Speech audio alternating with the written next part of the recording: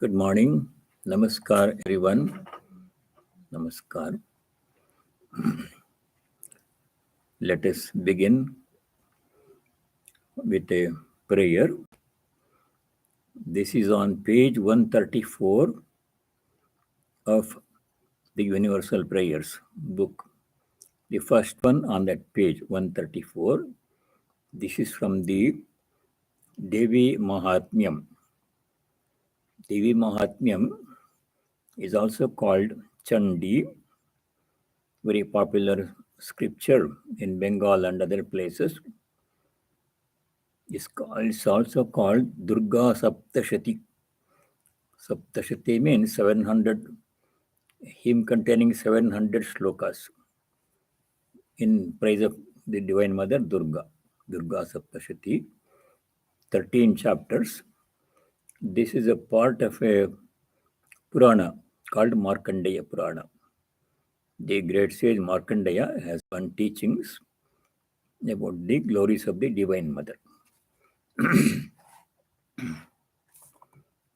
Om Ya Shri Swayam Sukritinam Bhavaneshwalakshmi Papatmanam Katadayam Hridayeshu Buddhi Shraddha Satam Kuladana Prabhavassalajja Tam Tvam Natasma Paripalya Devi Vikshvam Om Shanti Shanti Shanti. O Divine Mother, you are the good fortune itself in the dwellings of the virtuous people, and you are manifest as ill fortune in the families of sinful people.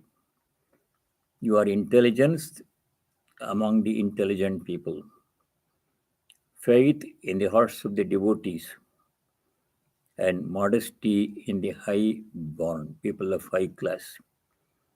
We bow down to thee, O Divine Mother. Please protect us. Please protect this universe. Om peace. May there be peace in our hearts. May there be peace and harmony amongst all beings. And may there be peace everywhere in nature. Let us continue with our study of the 17th chapter. This chapter is called Shraddhatraya Vibhaga Yoga. So in this chapter we have studied three kinds of Shraddha. Shraddha means the inner disposition, inner frame of mind. We all have our own individual personalities. Every one of us thinks in a certain way, speaks in a certain way, and performs all actions in a certain way. If two people do the same work, they do it slightly differently. The slight difference in their mental dispositions, the way they do work in every way. So that is our true nature, Swabhava. The Swabhava defines the Shraddha, defines the type of person we are. How is Swabhava related to our personality? Because Swabhava is the sum total of all the impressions gathered by us over many lifetimes by all our thoughts, actions, and deeds. Every time I think something, every time I say something, every time I do something, an impression is formed and yet is stored in the deepest parts of our mind. These impressions keep on accumulating over a long period of time, life after life. And that the sum total of all these impressions that we ourselves have created is what we are today, our present personality. this relationship between our present personality, what kind of person we are, happy and happy, well or ill, intelligent or not, all that depends upon our own sum total of all our own previous actions, thoughts, and speech. Swami Vivekananda has explained very nicely how we have, each one of us has sculpted our present personality impression by impression. Whatever you are today is our own making. So here's you're the master of your destiny. So all that is studied in the first part of this chapter 17. Then how these three gunas, we studied the three gunas, sattva, rajas, and tamas in detail in the 14th chapter. There, Bhagavan Shri Krishna describes how these three gunas manifest in our personality. And he also gives a very important instruction. Each one of us, seekers of spiritual God realization, should eventually become free from the three gunas, from the sway of the three gunas. That instruction was given way early in the Gita, second chapter. Second chapter, sloka number 45. Bhagavan Shri Krishna mentioned the three gunas for the first time. Traigunya Vishaya Veda Nistraigunyo Bhavarjuna. O Arjuna, the Vedas have talked about many things. All those things mentioned in the Veda, that means everything in creation, is made up of three gunas, Traigunya Vishaya Veda. Then he gave a very important instruction in that sloka 245. Nistraigunyo Bhavarjuna, you become free from the three gunas. Very important instruction, very difficult instruction to follow. That was in the second chapter. In the 14th chapter, Bhagavan described in detail how the three gunas manifest in every aspect of our life.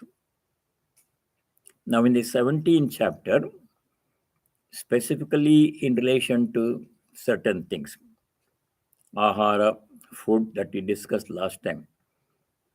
Three kinds of food: sattvic food, rajasic ahara, tamasic ahara, that we studied last time.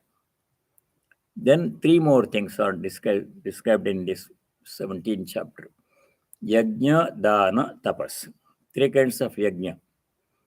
Sattvic yajna, rajasic yajna, tamasic yajna. Three kinds of dana, charity, and three kinds of tapas, austerity. All that we study now in the remaining part of this 17th chapter. The last time we studied, we finished studying 13th verse. That was tamasic yajna.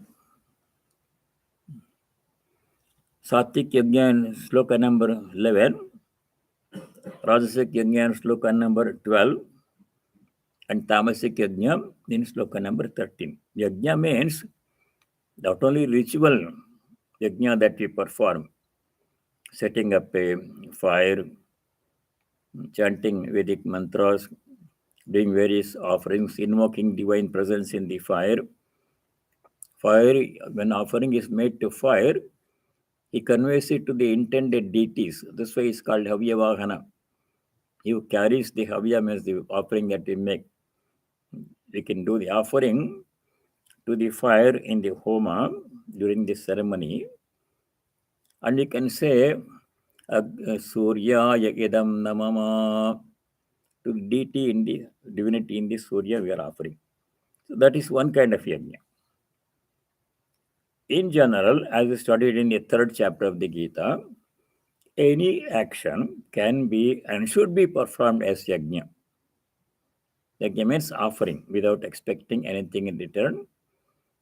Offering is done to express our devotion and to become free from attachment to the object that we offer. These are two reasons why we should offer anything. Even when you offer a cup of tea when somebody comes to our home, why do we give a cup of tea? That person already has so many cups of tea. He doesn't have to come to our home to have a cup of tea. So still you offer a cup of tea. Why? What is the purpose? Two things. We express happiness. We are so happy that you have chosen to come to our home. That person could have spent that time anywhere else, expressing our joy and love for that person. Second thing is to practice detachment, not necessarily to fulfill the need of that person, to become free from attachment to all of namama, we should say always. Not mine. It never was mine. Nothing was mine. And if I was thinking that something was mine, even that idea of mine has also to be given up. Namama. So yajna. Three kinds of yajna. The last verse we studied, sloka number 13, describes tamasic yajna. We should not do any action in this tamasic way. It is important to know that one, what not to do, how not to do our actions in a tamasic way. There he said, sloka 13, vidhihinam asrishtanam mantrahinam adakshinam Shraddha virahitam yajñam tamasam parichakshat. Any yajna or action that is done without following the procedure prescribed in the scriptures, vidhihinam. Vidhi means the procedure prescribed in the scriptures. In the last sloka of the previous chapter, chapter 16, sloka 24, Bhagavan had said, whatever action you do, you should do it according to the procedure prescribed in the scriptures. Tasmat shastram pramanam te karya vivasthitau 1624, last sloka. In deciding what to do, karyam, or what not to do, akaryam, in making this decision, how do you make the decision? What is the basis? Shastram te pramanam. The scriptures are our basis. And then second part of that is Shastra Vidhanoktam Jnatva, knowing the procedure, Vidhana, Shastroktam, as prescribed in the scriptures. Karma kartamiharhasi. In this life, you have, or in this world, we have to do every action as prescribed in the scriptures. So the tamasic person, tamasic yajna is done without regard to without following this procedure prescribed in the scriptures. Vidhihinam. Anyway, people they do like to do the work, not in the proper way prescribed in the scriptures. Vidhihinam, asrishtanam. When any yajna, any ritual, actually any activity is done, such as Vedanta class, studying Gita, or anything is done, it is customary to provide some food to the people who participate in that function.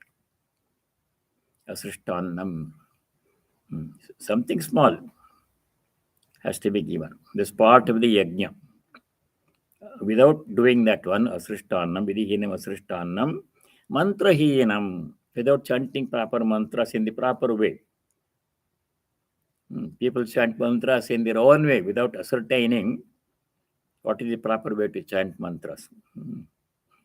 That is not good. That kind of activity does not bear the fruit it is intended to. Mantrahinam adakshinam. Dakshina means some monetary gift has to be given. I remember one incident. I was in Ganges monastery, 1987. There was a big function there. 700, 800 people had gathered, and 1920 Swamis had come from all over. Swami from Portland came, Holy Mother's disciple. And that day, a program included performing a Homa, Sri Ramakrishna Homa.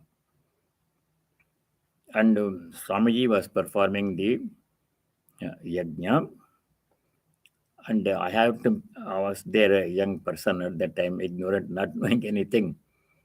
And he asked me to assist him. It's a great honor to be asked to assist him. So I agreed with great enthusiasm. I assembled all the things necessary for a yajna. But I had forgotten one thing. Everything yajna was went on. He was doing the offering. I was helping him, giving the things, chanting some mantras. And the end of the yajna, then he asked for the upadana. I had forgotten. Upadana we have to give. That means you have to give in a plate. You have to gather some rice, some tambolam, date leaves, and coconut, and a coin. It has to be a coin. That I had forgotten. So I quickly, immediately assembled everything and gave it to him. So he said, whenever you do any yajna, you have to do this dakshina. So here it says adakshinam.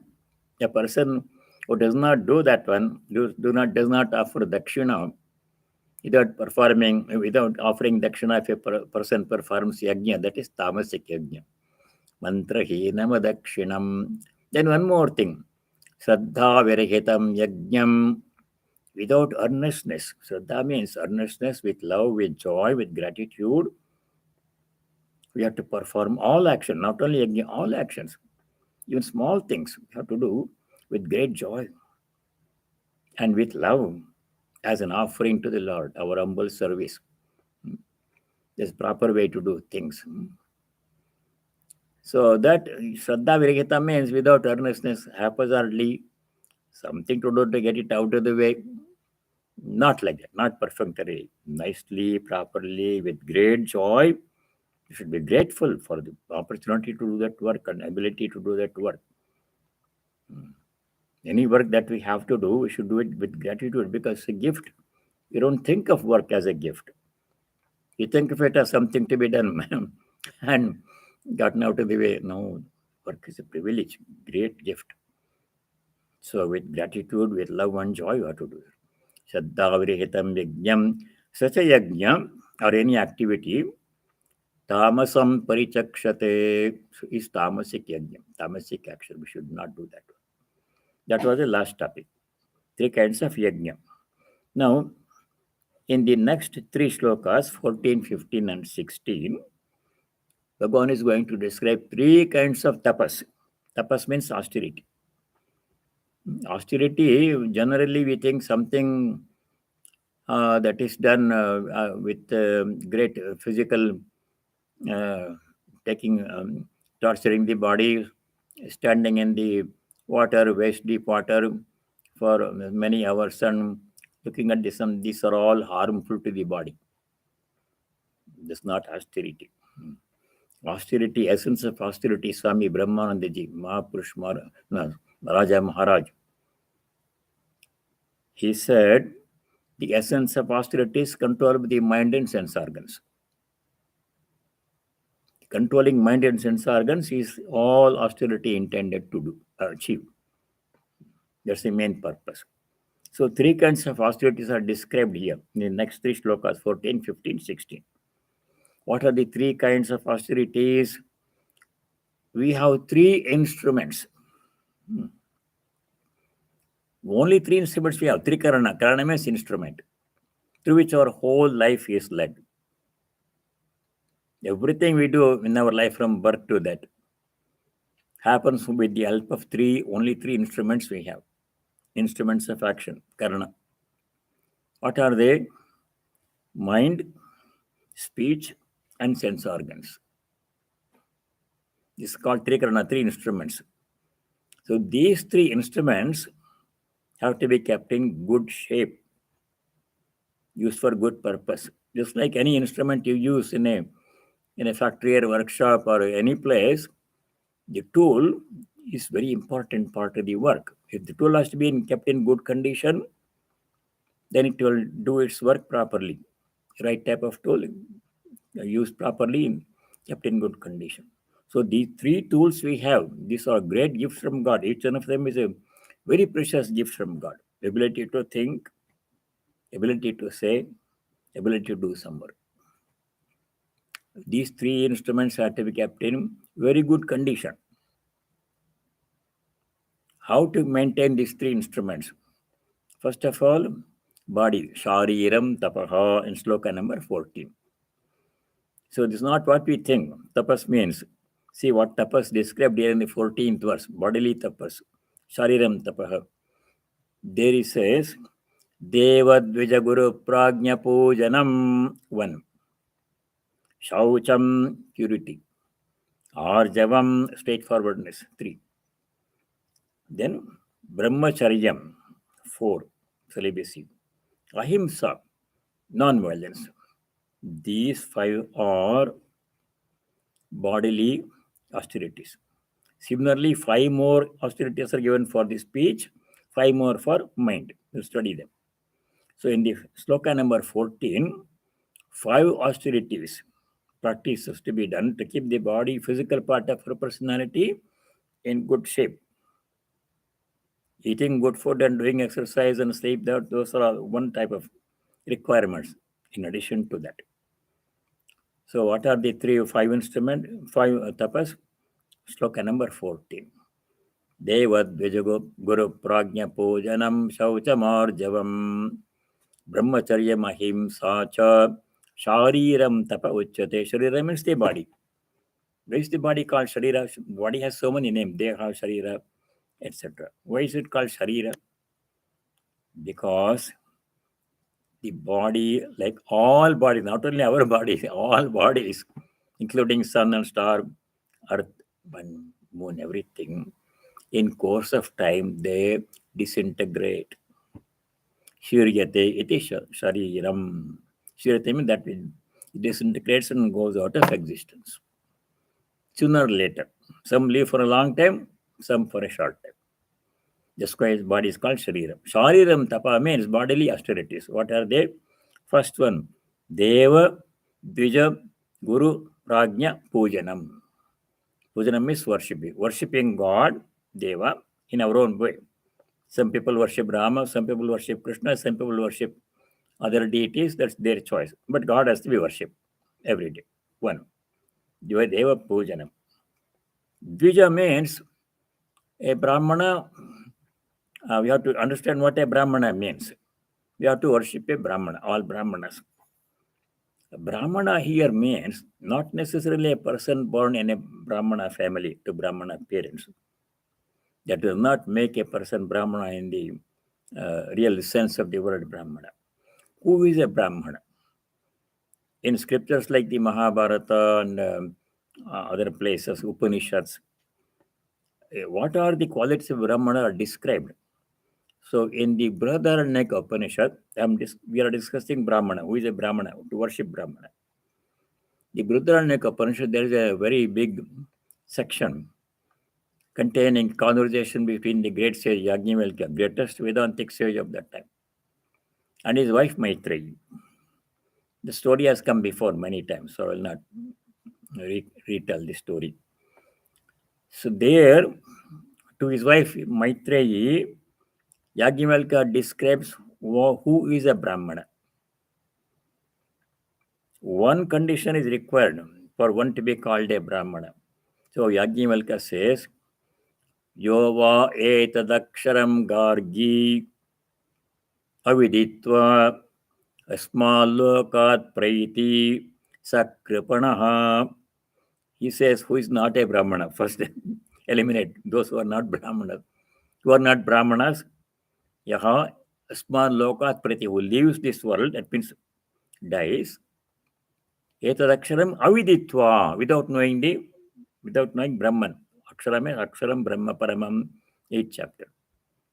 Supramenality Brahman, without knowing that, without becoming Brahmagyani, without acquiring knowledge of the self, who leaves this world. That means leaves the whole life pursuing worldly things and not realizing one's true nature as Brahman. Such a person is called a Kripanaha. Your Kripana comes in the 2nd chapter also. Kripana means a wretched person. Oh, precious human life was granted by God. Most precious gift was given to us. He squanders away this most precious gift in pursuing useless worldly things and not achieving the purpose for which human life was given to us. Purpose is to know God, not to know Brahman. Without doing that, if a person leaves the body, even if he is born in a Brahmana family, is not a Brahmana, is a wretched person. Then who is a Brahmana? Then Yajnavalkya says to Maitreyi, Yova etadaksharam gargi vidhidṛṣṭo asmālokat praiti sa brahmana. The Brahmana we are discussing because we have to worship Brahmanas. Who is a Brahmana? You have to understand. O Gargi, etadaksharam vidhidṛṣṭo, knowing this ultimate reality, Brahman. Akshara means Parabrahman. Asmālokat praiti, leaves this world. I mean, death comes after knowing God. Devotees call God realization. Jnana is called Brahma Jnana. After achieving that, if a person leaves the body, that means achieve that goal before leaving the body, such a person is a Brahmana. Rare are people like that one. So even if some people have some traits of a Brahmana, we have to worship. Deva, worship of God. Dvija, worship of Brahmanas. Dvija also means twice born. First birth is a human birth, when a body comes into existence. Second birth is when a person is initiated into spiritual life. By a certain ritual is done, Upanayanam, Brahmopadesham, it is called. Usually in the Sanatana Dharma tradition, a boy is given the Gayatri mantra. And he is supposed to, his brahmacharya asama begins from that time. Student life, observing total celibacy, dedicating one's total energy, time to acquisition of knowledge, studentship. Such a person is a Dvija. Deva Dvija, Guru, teachers. Acharya Deva Bhava, we studied in the Taittiriya Upanishad. God himself comes in the form of a Guru to show us the way to God. So if a human being comes, Sri Ramakrishna says in the Gospel, if a human teacher comes and gives you instructions on how to lead spiritual life, he is a Guru, and he is Sachidananda himself comes in the form of a human Guru. So you have to worship Guru. Acharya Deva Bhava. Guru Brahma, Guru Vishnu, Guru Deva, Maheshwara, we chant that verse. Deva, Dvija, Guru, Prajna. Prajna means a wise person who has wisdom. Not necessarily information or knowledge, but wisdom. Wisdom comes from experience and knowing the truth. Such a person, such people, we have to worship Pujanam. That is one austerity of the 5 of the body. This body has been given. How should we use the body? Worshipping God, twice born, that means Brahmanas, seekers of Brahman, knowers of Brahman, and the Guru, Prajna. One austerity. 4 more are there. Shariram Tapaha. Second one is easy to understand. Shaucham. Shaucham means purity. It comes several times in the Gita, other scriptures. Purity is of 2 kinds, internal and external. So we have to keep the body and possessions and place of living, car, everything clean. Purity is very essential. And second kind of purity is internal purity. Mind should be kept clean. That will come separately in the third kind of austerity. So Shaucham, keeping everything clean. Arjavam, that has come before also. Arjavam means straightforwardness. Straightforwardness means one should be, the 3 levels of our life should all be harmonized. What I think in my mind should be expressed in speech, and what I say must be expressed in action. Total harmonization of the three instruments, mind, speech, and body. Then a person is called a straightforward person. Otherwise, a person is crooked, thinking something, saying something else to please somebody, different from what I think, and doing something entirely different. inaction. Crookedness is very counterproductive, harmful in spiritual life. Spiritual seeker should be honest, straightforward, and have a transparent personality. When I say something, people should be confident that I'm saying what I'm thinking and I'm going to do what I'm saying. That is Arjava. Devadayuguru Prajna Pujanam, 1. Shaucham Arjavam, 3 of the 5 tapas, Sariram tapa. 4th one is Brahmacharyam, celibacy. Total celibacy in the Brahmacharya ashrama. In his very well known book, Meditation and Spiritual Life, Swami Yatiswanji has a whole big chapter on austerity, Brahmacharya. There it describes different rules for people in different stages of life regarding Brahmacharya. Brahmacharya for those who are not married, and Brahmacharya for the householders, a different set of rules. So you have to observe Brahmacharya. Important. Without Brahmacharya, nothing worthwhile, not even worldly things can be accomplished. Total waste of energy in breaking rules of celibacy. So Brahmacharya gives enormous strength. When Swami Vivekananda gave this first talk in the Parliament of Religions, and he was not a public speaker, had not spoken in public until, and he didn't have any notes or anything. 6,000-7,000 people. The young man stands up there with no preparation, and he greeted the audience. We all know that one. Sisters and Mothers of America. You know the reaction? All the thousands of people stood up and applauded for several minutes. They would not stop applauding. Anybody can say the same words. The Sisters and Brothers of America, it makes no impact at all. But Swamiji said that one created such a huge impact on the thousands of people. First time he is speaking in public to such a large audience. Then the explanation was given later. In his whole life, Swamiji had never thought of one impure thought in his mind. Not once. That power of Brahmacharya was infinite power he had. Ojas. That's what gave that much of power to his speech. Every word he uttered was full of power. See, that's power of Brahmacharya. Another example of Brahmacharya is Hanuman. Hanuman was able to cross the ocean to reach Lanka on his own power. Where did his power come from? From his devotion to Rama and his Brahmacharya. Pure personality, no evil thought, Hanuman, and devotion. These things gave him enormous strength to cross the ocean. So Brahmacharya is very important, especially for people seeking leading spiritual life. Very important. Brahmacharya by thought, word, and deed. Physically, of course, we should not do anything which is improper, impure action. By speech also, by thought also. Even thought, at thought level, we should observe Brahmacharya. Brahmacharya, 4th one. 5th austerity of the body is ahimsa, non-violence.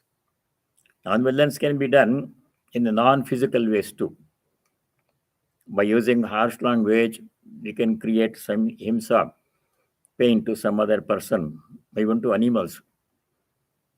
See, physically we need not do violence, but by speech also we can do violence.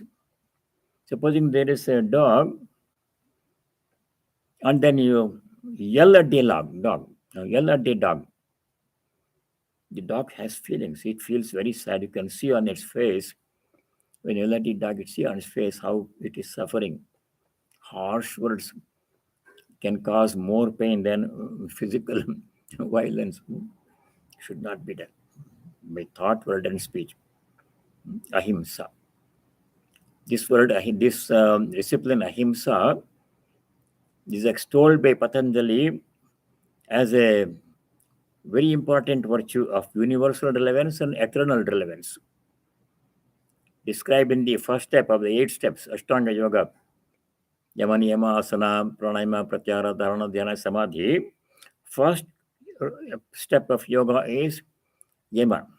Ahimsa, Satya, Asteya, Brahmacharya, Aparigraha, Yamaha. Describing the importance of these 5 rules, of which Ahimsa is one. Satya, Asteya, not stealing, truthfulness, non-violence. Aparigraha, not receiving gifts, not keeping things which are not really necessary, basic necessities only.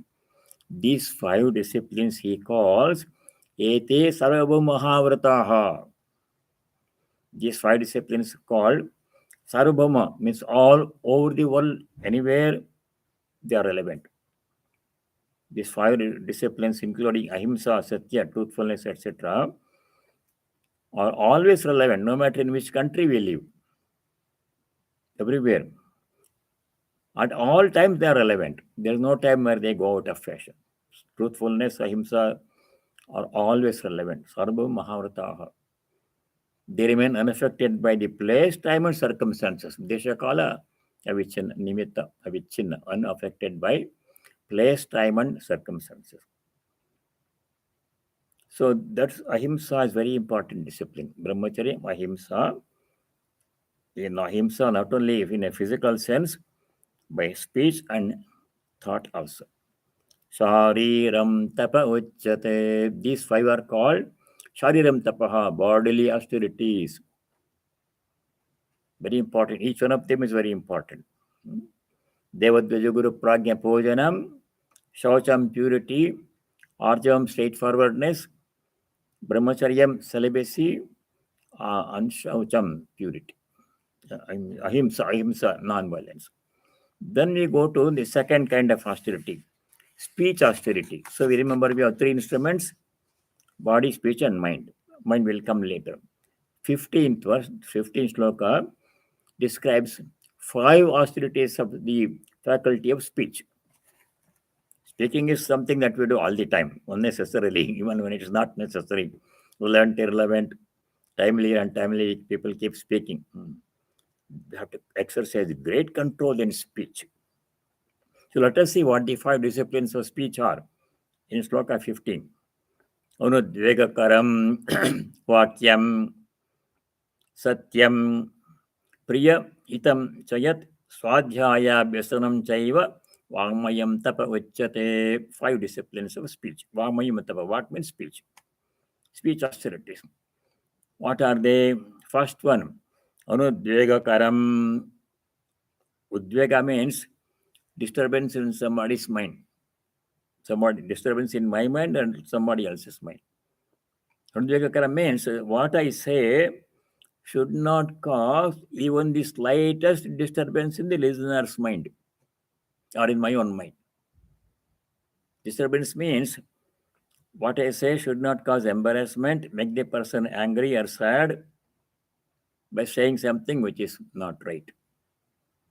Very important. How our speech affects other people, animals also. Plants also in rudimentary level. We don't know very well, but some experiment they have done. If you play music, a plant will grow nicely, something like that. Some studies have been made. They also respond to speech and sound. But you are more concerned about interpersonal relationship, human reaction with other human beings. So what we say should not cause even the slightest embarrassment, pain, or sadness, sorrow in the listener's mind. Should be soothing and smooth and soothing and comforting. One rule, Anudvegakaram Vakyam. Here it says, Shankara says, Anudvegakaram Praninam, of all beings, not only people. Adukkhakaram Vakyam. Dukkha means pain, suffering. Adukkhakaram means should not cause any suffering or pain in the listener's mind. First requirement, Anudvegakaram Vakyam. Second one is Satyam. This comes so many times. Most important discipline is what we say must be true. Absolutely. Sri Ramakrishna paid great importance to this discipline of Satya. He said several times in the Gospel, Sri Ramakrishna said, for the Kali Yuga, truthfulness alone is a tapas. Observing truthfulness is very, very important, most important. Not only for spiritual seekers of God, for anybody, for all human beings. In one place, Sri Ramakrishna said in the Gospel, truthfulness must be followed by even those people who are engaged in business, etc. Not only for people pursuing spiritual life, seekers of God, but for everybody. Truthfulness is very important. In the Upanishads, Mahabharata and other scriptures, great importance given to truthfulness. Whatever you say must be true. Under all circumstances, there is no time or place where truth is allowed, untruth is allowed. Satyam. Anvikaram Vakyam Satyam. In the Taittiriya Upanishad, Shikshavalli, this incident has come for study before many times. The teacher in a Gurukulam gives final instruction to the departing students after finishing their study. 8 years, 10 years, 11 years, 12 years, they used to study. There he said, gives a set of many instructions to the departing students, departing from the Gurukulam after finishing their studies. The first thing he says is, practice truthfulness. Satyam mada, dharmam chara, swadhyaya anma pramadaha, matridevo bhava, pitrudevo bhava, acharya devo bhava, atithi devo bhava. All these instructions are given lifelong, to be followed lifelong in their life. Among them, Satyam mada comes first. If we just don't follow Satya, no matter what else we do, will be futile.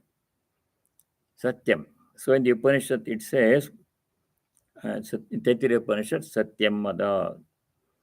And in the Mundaka Upanishad, there is very nice shlokas are there, extolling the importance of Satya.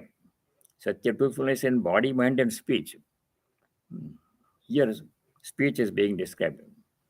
There he says, Satyameva jagate nānritam satyena pantavitato devayanaha. Satyameva jayate, truth alone triumphs, nānritam, not untruth. People who say, who tell lies, can get away with it and get some temporary advantage for some time. But that's not permanent, it will go away. Truth alone prevails, truth alone triumphs. Satyameva jayate nānritam. Whatever is gained by anritam, by telling falsehood, whatever is gained will be lost very soon. Only suffering will come. Satyena pantha vitato devayanaha. The path to God, devayana means the path to reach God, is supported by satyam, truth. Without practicing truthfulness, we can't reach God, no matter what other discipline, austerity we do. Then, control of speech in general, telling the truth, telling what is beneficial and pleasing, relevant, they're all very important. We'll come to that later. Satyam. Then, priyam. What we say must be pleasant to hear. Unpleasant things we should not say. People, especially people in public life, politicians and sports people, celebrity, they say something that is not worth mentioning. They say that and they regret the rest of the time. People lost their jobs by telling one profane word, profanity. They remembered forever. They might have told 100 nice things, but one thing that they did not, improper word they used, stands out in their whole career. You know that examples. So very important. Speech must be priyam, pleasing to hear. Unpleasant things we should not say. Next one is hitam, fourth one. Hitam must be beneficial, useful. Not only pleasant, but useful. Something pleasant which is not useful, waste of time we should not say. It must be useful, beneficial. Hitam is beneficial. Something that is harmful to the person, we should not say. There are special circumstances when we have to say unpleasant truth. Those are special circumstances. Ordinarily, we should not say anything unpleasant. One occasion that we can mention, think of when unpleasant truth has to be told, is when a doctor has to tell the truth, unpleasant truth to the patient. The lab report has come. And lab report says this person has a certain disease which needs immediate attention. It's painful, but doctor cannot hide it because it is unpleasant. He has his duty to tell him. This is so very bad news. I'm sorry to convey this to you. We have to take action. It can be dealt with. Give them words of encouragement. We can deal with it. There are solutions to this, but this is what your report says. Those occasions are few, not many. Generally, we should say speech which is pleasant and truthful and beneficial. Satyam prehitam cha. Then fifth discipline of speech is svādhyāya daily study of scriptures. Some scripture has to be studied every day. Some people study Gita every day. Several people chant the whole Gita every day. There is an organization called Gita Mandal in India. There are branches here. The members of that Gita Mandal have to chant whole Gita every day. It's a requirement. They do it every day. It doesn't take much time, an hour and a half or so. So there's most of them may know it by heart because they chant every day. They memorize it. We don't have to do all. Everybody does not have to chant all the Gita every day. That's for some people who have chosen that path. Some part of Gita, one chapter or say a few slokas, or some people in North India chant some slokas of Ramayana every day. You go to their puja room and they keep on the Vyasapitha a book holder, a Ramayana, Tulsidas Ramayana generally, wrapped in yellow or red cloth with great devotion. One page is open. That page they have studied that day. And next page, they will study the next page, the next chapter, a few dohas. That is daily practice. Any scripture of our choice. Everybody need not study the same scripture. Scripture study is very important. Need not be done a whole lot. A few minutes and more study important than reading is mananam, reflection on that one, understanding the meaning. I used to go to somebody's house in a devotee's house in Chicago. She was a member of the Gita Mandal. She knew Gita by heart. In their puja room, she had the Gita book. One page was open every day. Some flowers on that one she would put. And next day, the next page was open. That means she had studied that. In addition to chanting whole Gita, she would study one part of Gita every day. Like that one. Some discipline. Some book of your choice. Some people study some part of Guru Granth Sahib as a part of their daily practice. Any scripture of your choice, we have to study every day. Not only study and know the meaning, reflect on them. Svādhyāya Visanam Chaiva, Vāgmayam Tapa Ujyate. Vāk means speech. So what are the 5 disciplines of speech? Anudvegakaram Vakyam. Speech should not be harmful, should not cause any disturbance in the listener's mind. Untruthful things, profanity, should not say at all. Not even should not come from our mouth. Should not be in our mind in the first place. So in the mind it will come out through the mouth. Anudvegakaram Vakyam, Satyam, very important, truthfulness. Always being truthful. Sri Ramakrishna said, truthfulness means not only saying the truth, but following what we say in action. So once he said, I will go to this Malik's, what is that name? Yadu Malik's home. He said that one during the day. But somehow we could not go to Yadu Malik's home whole day, past a night. Then he remembered, I told today that I'm going to Yadu Malik's house, but it's already night now. Just before midnight, he went to that property and kept one foot in Yadu Malik's house property, and technically I fulfilled my promise that I visit Yadu Malik's house. That means we should be particular. When we say something that we do, we should do that one.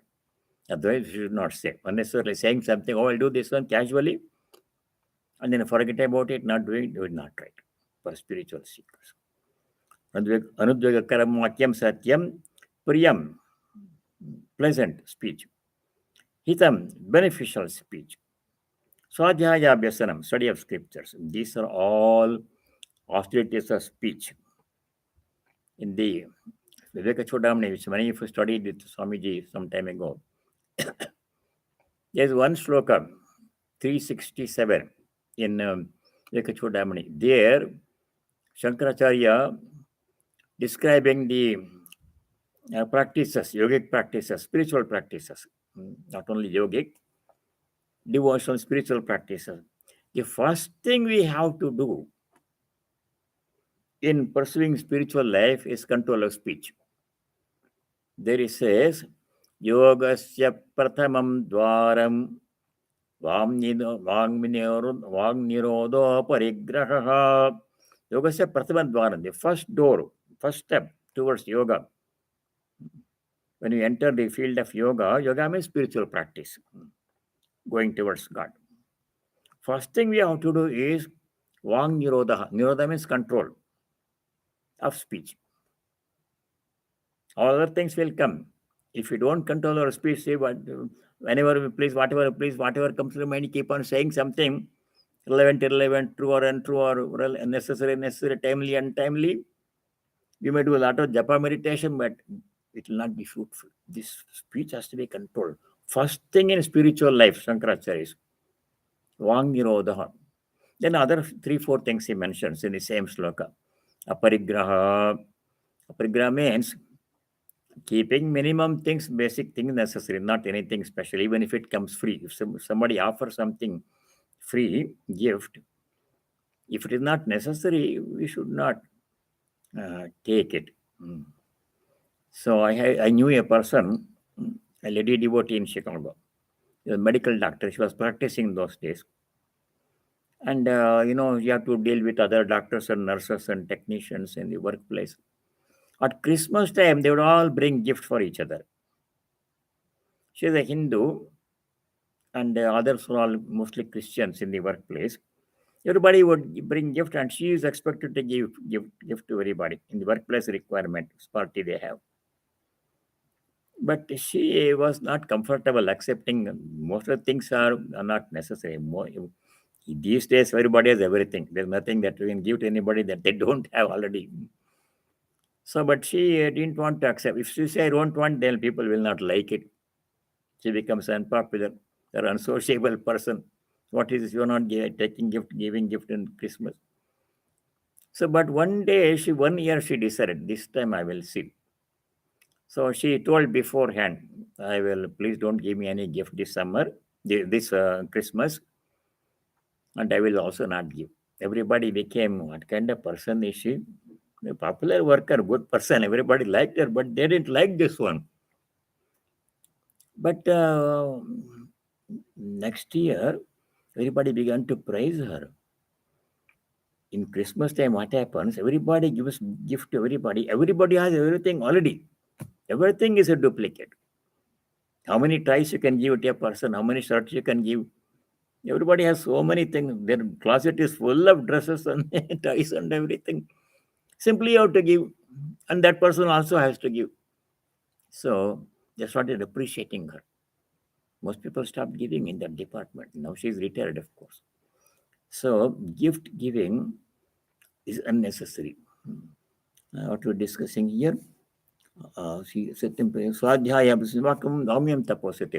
When I say I give something, I do something, I must follow that in action. So yogasya, discussing aparigraha. Yogasya prathamam dvaram, sloka number 367 Viveka Chodamani. Yogasya prathamam dvaram vāṅnirodha, control of speech, first thing in spiritual life. Control means telling only the truth, only what is necessary, timely, and pleasant, beneficial. Not anything that we feel like saying. Prathamadvaram vāṅnirodha. Then next one is aparigraha. And then aparigraha. Nirasha means not expecting things from other people.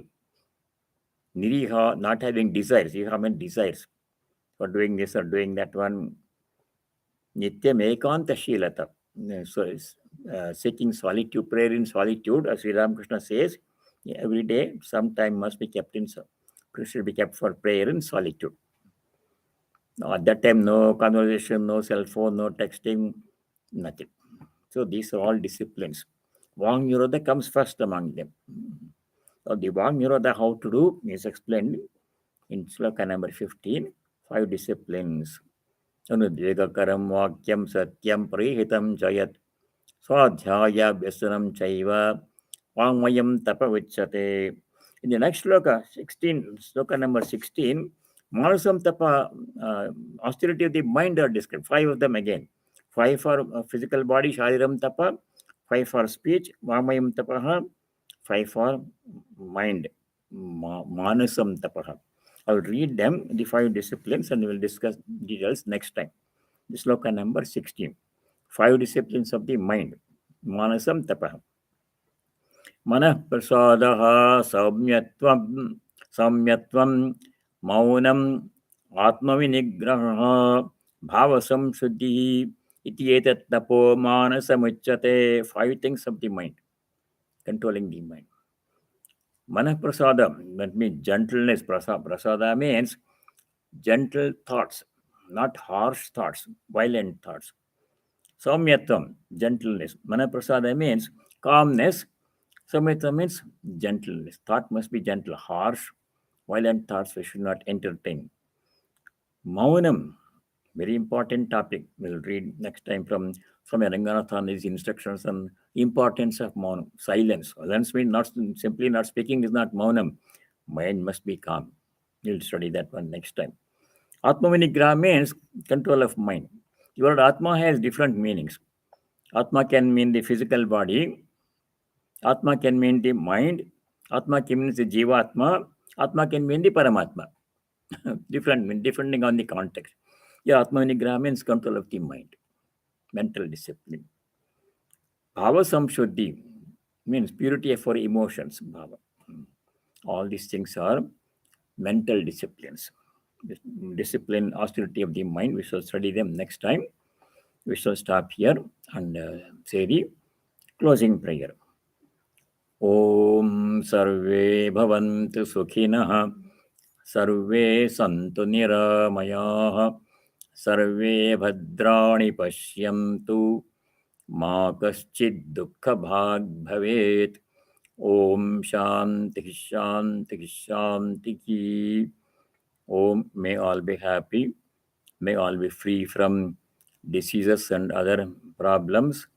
May all realize and practice what is noble, auspicious, and dharmic. May no one be subject to any kind of misery. Om peace. May there be peace in our hearts. Adhyatmika shantihi. May there be peace and harmony among all beings. Adi bhautika shantihi. No ill will, no hatred, no animosity towards any being. And finally, may there be peace everywhere in nature, no suffering due to natural calamities. Adi bhautik, Adi daivika shanti. Hari Om Tat Sat. Sarvam Sri Rama Krishna Arpanamastu. All of you stay well and God willing. See you next week.